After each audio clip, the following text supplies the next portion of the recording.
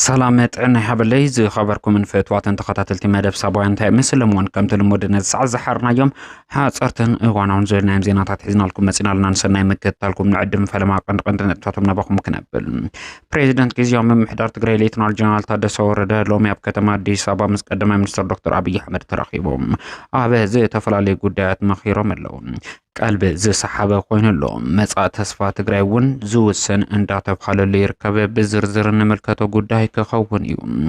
ዓለም ለኸ ገበነኛ መሆኑ ዝተነገረሉ ትግራዋይ ውልቀ ሰባብ ከተማ ሽራፍ ትሕት ቀይዳት እዩ ኣብዚ ጉዳይ ውን ዝርዝር ሓበሬታና በኹም ክነብል ኢና ማእኸላይ ምብራቅ ውን ኣብ ከቢድ ወጥር ጥሒሉ ቀጽሉ ይርከብ ሎም መሸተ ኣብ መንጎ ኣሜሪካን ኢራንን ስምምዕነት ምዘይብጽሕ ነገራት መስመሮም ክስሕቱ ተጽቢት ይግበር በኻሊ ገጽ ድማ ምስ ቢዝነስ ተታሒዙ ዋጋ ነዳዲ ወርቅነ ሸርፍ ወፃኢ ኢትዮጵያ ዝጥምት ሓበሬታታትና ኣብ መወዳእታ ናይ ቢዝነስ ጸብጸባት ንኽትረኽቡ ኢኹም ሓቢርኩም ናጽንሑ ላይክ ኮሜንት ሰብስክራይብ ምግባር ኣይትዘንግዑ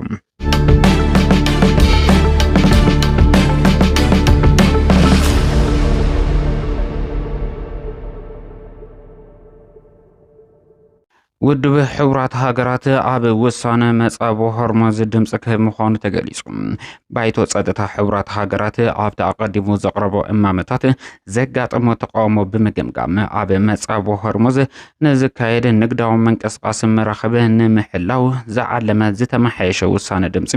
ሎሚ ሰኒ 7 ሚያዝያ 2026 ብኣቆጻጽራ ምዕራባውያን كهب تثبيت كم زجبر أهجروا مع خنزين رويترز تقيسلهم تحدش أمامه نتيجينا اتمس أبو بني حيل سجوم تزي خناس عمونجو حجرات مكل خلاو موحد بمفطر كخفت كم زلوه بمجلس از سمعت تقاوم صعبهم زي تم حيشه خوينو وحس جعزان مرقص نقدر مراخبه بعجب كنكساقسا زي صوع مخان تقليسلهم እዚ ስጉም ተዚ ዝውሰድ ዘሎ ድማ እቲ ኣብ መንጎ ኣሜሪካን እስራኤልን ኢራንን ዝተወልዐ ግጭት ኣብቲ ኣገዳስ መስመር ነዳዲ ንምንቅስቃስ መራኸበ ይዘርግ ምህላውን ዓለማዊ ዋጋ ነዳዲ ክውስኽ ብምግባር ቅልውላው የስዕብ በምህላው ነቲ ኣጋጢሙ ዘሎ ብድሆታት ንምፍታሕ ምዃኑ ተጠቂሱሎ ዲፕሎማስያታት እቲ ዝተመሓየሸ ውሳነ ክጸድቕ ልዑል ተጽቢት ከም ዝግበረሉ ዝገለጹ እንትኾኑ እተን ሓሙሽተ ቀዋምቲ ኣባላት ባይቶ ጸጥታ ማለት እውን ብሪታንያ ቻይና ፈረንሳይ روسيان أمريكان ذهبوا دمس دما نخصدقه نزي كصدقه زلعل اجام كلو كم زخل تطريسلهم إيران تجت بزلاقنت دو كبل كم تدلي اندغلصت كم تركب زي تغلص انتخون مينستري غودات وصا تشاينا بوغنون ابز غودات بزحلفو ملأختم هاغرو كونتات ماخلاي مبرقه نمهد صعرتات كتكبر دلوت مخانه ارغاغيصلهم بريزيدنت امريكا دونالد ترامب دما إيران ابس ممعنتن تزي بصحم سيعبو زمص غوده حدغኛ خون كم زخل بترغاغامي እንዳጠንቀቀ ይርከም ፖሊስ ተጓሒሎም ኣብ ክልተ ገዛውቲ ዝተኸዘኑ ናይ መብራህትን ቴሌን ካልኦት ሓጺነ መጺን መሰረተ ልምዓት ምስ ተጠርጠርቱ ኣብ ትሕት ቀይዲ ከም ዘውዕሉ ተገሊጹሎም ኣብ ከተማ እንዳባጉና ቀበሌ 02 እናተጓሓሉ ዝተኣከቡ ናይ ቴሌን መብራህትን ሓዊሱ ናይ ዝተፈላለዩ ትካላት መሰረተ ልምዓትን ናይ ውልቀ ሰባት ሓጺነ መጺን ኣብ ክልተ ገዛውቲ ተኸዚኖም ከም ዝረኸበ ጠቂሱሎም ፖሊስ ወሲኹ ከም ዝሓበረ ፉሉይ ስርሒት ፈጺሙ ልዕሊ 15 ተጠርጠርቲ ኣብ ትሕት ቁጽጽር ዘውዕለ ኮይኑ ምጽራይ ጀሚሩ ከም ዘለውን ፖሊስ እታ ከተማ ኣፍሊጡሎም ባንክ ንግዲ ኢትዮጵያ ኣብ ትሕት መነባብሮ ንዝርከቡ 204 ወገናት ብምኽንያት በዓል ፋሲካ 1.6 ሚልዮን ብር ወጻኢ ብምግባር ምግቢ ተንከፍ ሓገዝ ከም ዘበርከተ ተገሊጹሎም ባንክ ንግዲ ኢትዮጵያ ብመርሃ ግብሪ ምክፍፋል ማዕዳቢሉ ምስ ምምሕዳር ከተማ መቐለ ብምትሕባር ኣብ 7 ክፍለ ከተማታት ንዝተወጻጹ ኣብ ትሕት መነባብሮ ንዝርከቡ ልዕሊ 204 ወገናት ንሕድሕዶም 25 ኪሎ ፊኖም 5 ሊትሮ ዘይት ብልዒ 1500 ብር ጥረ ገንዘብ ሓገዝ ከም ዘበርከተ ዝተገለጸ ኣብቲ ስነ ስርዓት ሓገዝ ዝተረኸቡ ዳይሬክተር ባንክ ንግዲ ኢትዮጵያ ዲስትሪክት መቐለ ዝኾኑ ኣይተ ኤላስ ልሳነ ወርቅ ኣብ ዘሕለፍዎ መልእኽቲ ንኣስታት 84 ዓመት ህዝቢ እናገልገለ ዝርከብ ባንክ ንግዲ ኢትዮጵያ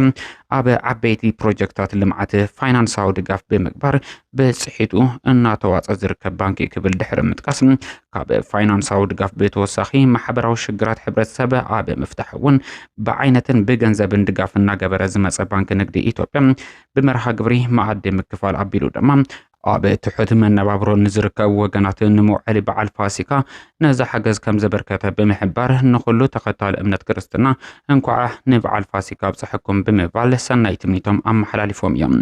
توكالي كنتيبا كتما مقالة زخونة أيتا زمن فاس قدوس في الصحاب زحلفو ملأخت دمام بانك نقد إيتوبيا زتشجر وقنات عاب عمت بعل كياس تماثلهم حقوس عمت بعله نقحلفو تحاسيبو تجيرو زلو دقافة عزيز نعدي كبل دحر متقاسم كالوت جابر تسناي ونا عصر بانك نقد إيتوبيا بمسعب لا يستبخل دقاف نسقو مات كبر كتي قباخلو صاوعي تمعريبا ملهم نتحجز زتركب وقنات عب زحلفو ملأخت دما نسناي تكبر بانك نقد إيتوبيا بمسكان كالوت نزع دل زي رخب وقنات ونخ حجزو عب زحلفو ملأخت أقسام اللهم أب زي حقاو سقر دك سبات كم زسرح زي تنقرلو يتبارك داويت ويقع كبروم أب كتما شرندا سلاسة بتحت قيداتيوم لعلي 3 بليون بر كم زنقص عز تنقرلو أزول كسب زي فيدرال بوليس إيتوبيا بدرجة علم كدل زنحا حدقنيا مزاور دك سبات زخونم داويت عالمو أب كل التقرهي كتما شرندا سلاسة أب تحت قصر كم زوعلة تقاليسلو يتبارك داويت عالمو سدرابيتو بهصانتو زوصلو سمه باولس داويت ولد خونن كلام جبن كسرح مسجمر زي تكملم زنبر سمات دما عدحنم أب السودان أحمد أب الصومالي جيبوتين كنان كم أون مونير زبحال سم بمحل زي تفلالي جبنات كفتصم صنحيوم كبرم زبل سم دما أب السويدن كالوت حجرات أوروبا بسافي حكة تكملو مصنحو تتقيسلهم اتول كسبة أب تحت قصر كعل زخ على دما أب مبرا أفريقيا زي حقاو زور دك سبات نمكل خال زي تتعيشم روك زي تفحالة كالب استجبره ناي حبريتا لوت مخوانو تتقيسلهم مسيت بارك داويت ويخع كبرم بتوسخم تشعت مشاركتون أب تحت قصر وعلم كم زلو تقاليسلهم فيدرال بوليس نايتم تترترتم ناي بانك حسابن نبرتن ببيت فردي كم زأقدون كفلة تخايللهم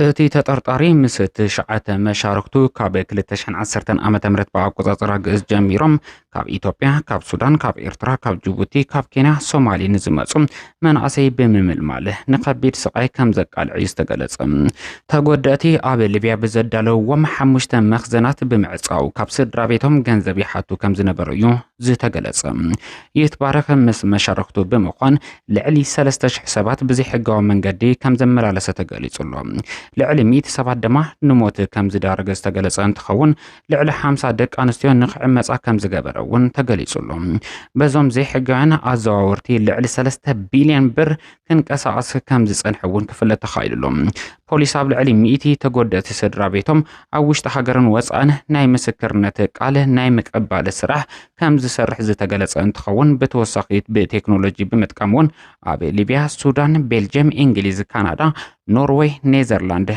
لوكسمبرغ سويسرلاند كاب زركاو 16 تغوداتين قال تقبيلو كم زلو كفلته تخايللهم فيدرال بوليس إثيوبيا ابز حزوان مزغبه مرمر وبمززامه ناب عقاب حقي كم زلاخه تفليتلهم بريزيدنت غيزياو ممحدار تግራይ ሌተናል ጀነራል ታደሰ ወረደ ምስ ቀዳማይ ሚኒስትር ዶክተር አብይ አህመድ ይመያየጡ ከም ዘለው ተገሊጹ بريزيدنت غيزياو ممحدار تግራይ ሌተናል ጀነራል ታደሰ ወረደ ሎሚ መጋቢት 29 2018 ዓመተ ምህረት ባቆጻጸር ግዕዝ ናይቲ غيزياو ممحدار تግራይ ናይ ሓደ ዓመት አፈጻጸማ ገምጋመ ሪፖርት ከም ዘቅረቡ ዝተገለጸ እንትኸውን ኣብታ ዓመታዊ አፈጻጸማ መሰረት ብምግባር ድማ ምስ ቀዳማይ ሚኒስትር ዶክተር አብይ አህመድ ይመያየጡ ከም ዘለው ተገሊጹሎም ኣብቲ መየጥህ ዋና አዛዚ ሰራዊት መከላኸሊ ኢትዮጵያ ዝኾነ ፊልድ ማርሻል ብርሃኑ ጁላ ሓዊሱም ኣማኻሪ ቀዳማይ ሚኒስትር ኣብ ጉዳይ ምብራቕ ኣፍሪካ ዝኾነ ኣይተ ጌታቸው ረዳ ይሳተፉ ከም ዘሎ ክፍለጥ ተኻኢሉሉ ጽባሕ ናይ መወዳእታ ስልጣን ዘመን ሌተናል ጀነራል ታደሰ ወረደ እንትኸውን ድሕሪ ጽባሕ ኣቢሉ ካብ ዝጅምር ዕለት ጀሚሩ ኣብ ትግራይ መንመሪሕነት ይቆጻጸር ኣብ ዝብል ጉዳይ ኣብ ትግራይ ከቢድ ወጥሪ ዓሲሉ ይርከብ እቲ ናይ ሎም መዓልቲ መይጥ ነዚ ጉዳይ ክውስን ከም ዝኽእል ዝተገመተ እንትኸውን ውሳነ እዚ ሓይሊ ዝጥራሕ ግን ነቲ ኣብ ትግራይ ዘሎ ወጥሪ ክህድኦ ከም ዘይኽእል ይግለጽ ብፍላይ ድማ ብወገን ሕወሓት ዘሎ ቅዋምን ምስቲ ኣብ ፌደራል መንግስቲ ዝግበር ዘሎ ዘተ ዘይስማዕማዕ እንተኾይኑ እቲ ወጥሪ ክጋድድ ከም ዝኽእል ብዙሓት ግምቶም የንጸባርቑ ገለገለ ተንተንቲ ኣብዚ ጉዳይ ዘንጸባርቑ ዘሎ ርእይቶ ከም ዘመላኽቱ ድማ ቀዳማይ ሚኒስትር ዶክተር አብይ አህመድ ሌተናል ጀነራል ታደሰ ወረደ ንዝቆጸሉ 6 ኣዋርሕ ኣብ መሪሕነት ጊዜያዊ ምምሕዳር ትግራይ ክጸንሕ ውሳነ ክህብ ከም ዝኽእል ግምቶም እንዳንጸባረቁ ይርከቡ። ሌተናል ጀነራል ታደሰ ወረደ ግን ብፍቃድ ቀዳማይ ሚኒስትር ዶክተር አብይ አሕመድ ናይ ምቅጻል ዕድሎም ጸቢብ ከም ዝኾነ ዝግምቱ ድማ ብዙሓት እዮም። ኣብዚ ሕዚ እዋን ስምምዕነት ፕሪቶሪያ ብመሪሕነት ውልቀ መላኺ ቀዳማይ ሚኒስትር ዶክተር አብይ አሕመድ ከም ዝተጣሓሰ ውድብ ህዝባዊ ወያነ ሓርነት ትግራይ ብተደጋጋሚ ዝገለጸ እንትኸውን በዚ መንጽር እቲ ብሕታዊ ምስ ፌደራል መንግስቲ ዘራኸበ ስምምዕነት ፕሪቶሪያ ተበቲሑ ኣብ ዝርከበሉ እዋን ቀዳማይ ሚኒስትር ዶክተር አብይ አሕመድ ኣብ ስልጣን ትግራይ ንኽውስን ዝፈቅደሉ ዝኾነ ይኹን ሕጋዊ መስርሕ ብዘይምህላው ንዝቐጸሉ 6 ኣዋርሕ ንትግራይ መን ይምራሕ እያ ንዝብል ውሳነ ምስ መሪሕነት ውድብ ህወሓት ተዛቲኻ ተሰማሚዕኻ ምዘይኸውን እቲ ብወገን ቀዳማይ ሚኒስትር ዶክተር አብይ አሕመድ ሕርያ ጥራሕ ተመሪጹ ዝመጽእ ፕሬዚደንት ተቐባልነት ናይ ምርካብ ዕድሉ ጸቢብ ይክብሉ ብዙሓት እንዳጠቀሱ ይርከቡ። ኣብዚ ሕዚ እዋን ፌደራል መንግስቲ ነቲ ዘሎ ነገር ብሰላማዊ መንገዲ ክፈትሕ መዝደሊ ንስምምዕነት ፕሪቶሪያ ኣኽቢሩ ፖለቲካዊ ዘተ ከፊቱ ግዝኣታዊ ሓድነት ትግራይ ኣረጋጊጹ ተመዛበልቲ ናብ መረበቶም መሊሱ ምስ ዝግበር ዘተ ብሕታዊ መፍትሒ ጥራሕ ክኸውን ከም ዝኽእል ዝጠቕሱ ብርክት ዝበሉ ኣካላት ሕዚ እውን ባዕለይ ፈቃዲ ባዕለይ ወሳነ ኣብ ዝብል ምንቅስቃስ ግን ብወገን ትግራይ ተቐባልነት ናይ ምርካብ ዕድሉ ጸቢብ ከም ዝኾነን እዚ ድማ ናብ ኩናት ናይ ምምራሕ ዕድላት ክወልድ ከም ዝኽእል እንዳተገለጸ ይርከብ።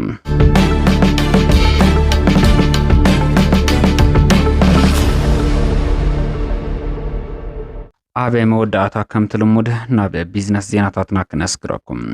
ንግዳዊ ልፍንትን ተኣሳሲርካ መስራሕን እንኮ መዋጽኦ መንገዲ ሕዌት ትካላት እምት ምዃኑ ተገሊጹ። እዚ ዝተገለጸ ኣሓት ትካላት እምት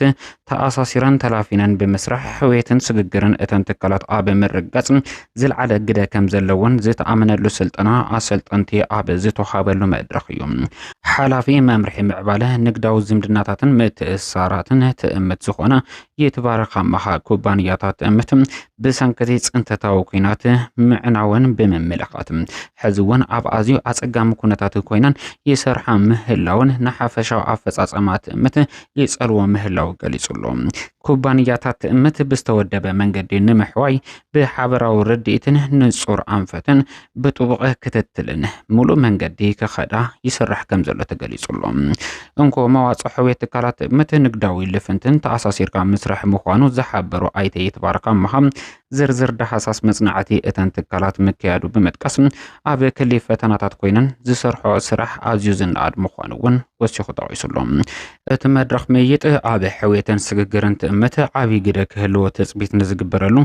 ስትራቴጂክ ትእምት ዘዕምቕን ዘማዕብልን እታወታት ንምርካብ ዝሕግዝ ምዃኑ መማያየጢ ጽሑፍ ዘቕረበ ኣይተ ጣዕመ ገብረ መድህን ሓቢሩሎ። ትካላት ትእምት ኣብ መንጎአን ዘሎ ምትእስሳር ብምጥንኻር ዓርሰ ብዓርሰን ዝተሓጋገዘሉ መስርሕ ብምትእታው ብሓበራዊ ስራሕ ዝሓሸ ውፅኢት ብምምጻእ ሕውየት ምግሃድ ከም ዝከኣል እውን ኣብቲ ዝሕለፈ ወሪቶ ጠቒሶም እዮም። ቀፂልና ፕሬዚደንት ዶናልድ ትራምፕ ንኢራን ዝሃብዋ ናይ መወዳእታ መጠንቀቕታ ሎሚ ሰሉስ ሚያዝያ 7 ዘብቅዕ እንትኸውን ትራምፕ እቲ ስምምዕነት እንተዘይተገይሩ ኣብ ሓንቲ ለይቲ ንኢራን ክነጥፋ ንኽእል ኢና ክብል ተሓኒሎም። እዚ ስምምዕነት እዚ ናይ ምትግባር ዕድሉ ሰፊሕ ዋላ እኳ እንተኾነ እንተዘይተሳኺዑ ግን ቁጠባ ዓለምና ናብ ዘናግዕ ኩነታት ክሰጋገር ከም ዝኽእል ብዙሓት ግምቶም እንዳንጸባርቑ ይርከቡ። ብፍላይ ድማ $111 ብበርሜል ዝሽየጥ ዘሎ ነዳዲ ናብ 125 ክውስኽ ከም ዝኽእል ድማ ብዙሓት እንዳገመቱ ይርከቡ።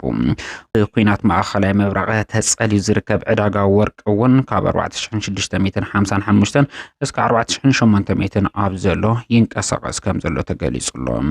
ነዳዲ ኣብ ቁጠባ ዓለምና ኣዝዩ ጸላውነቱ ዝቐጸለ እንትኸውን ኣብ ኢትዮጵያ እውን ተመሳሳሊ ጽልዋ ዝሕደር እንትኾና ትማሊ ናብ ወደብ ጅቡቲ ከም ዝበጽሐ ዝተነገረለን ሰለስተ ነዳዲ ዝጸዓና መራኽብ ነቲ ቅልውላው ብዝተወሰነ መልክዑ ክሕድኦ ከም ዝኽእላ ተጽቢት ይግበር ይብሉ ተንተንቲ ፖለቲካ። ቁጠባዊ ቅልውላው ትግራይ ብዝኸፈ ደረጃ እንዳሓሰየ ዝርከብ ነዳዲ ድማ ኣብዚ ሕዚ እዋን ካብ 600 እስከ 800 ኣብ ዘሎ ናፍጣ ይሽየጥ ከም ዘሎ ዝተገለጸ እንትኸውን ብ500 እስከ 700 ኣብ ዘሎ ድማ ቤንዚን ይሽየጥ ከም ዘሎ ክፍለጥ ተኻኢሉሎ። ባንክታት ኢትዮጵያ $1 ብ156.50 ብር ዓዲገን ብ159.80 ብር ድማ ይሸጥዎ ከም ዘለዋ ሎማዓንቲ ኣብ ቢዝነስ ዜናታትና ዝረኸብናዮ ጭቡጥ መረዳእታ የመላኽትም።